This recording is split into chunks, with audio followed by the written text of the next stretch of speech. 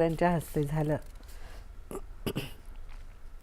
मुंबईत MMRDAच्या विविध विकास प्रकल्पांचं लोकार्पण आणि भूमिपूजन आज मुख्यमंत्री देवेंद्र फडणवीस आणि उपमुख्यमंत्री सुनेत्रा पवार यांच्या हस्ते पार पडलं।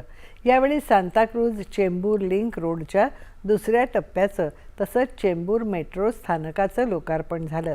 BKC कनेक्टरला माजी मुख्यमंत्री बॅरिस्टर बाबासाहेब भोसले यांचं नाव देण्यात आलं।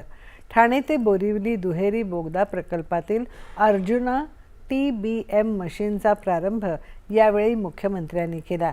हा ठाणे बोरिवली बोगदा देशातील सर्वात मोठा ट्विन बोगदा ठरेल असा विश्वास मुख्यमंत्र्यांनी व्यक्त केला।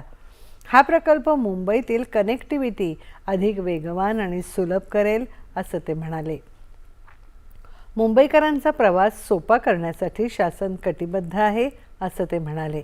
या सोहळ्याला मंत्री मंगल प्रभात लोढा, गिरीश महाजन, ॲडव्होकेट आशिष शेलार, माधुरी मिसाळ, आमदार आणि वरिष्ठ अधिकारी उपस्थित होते।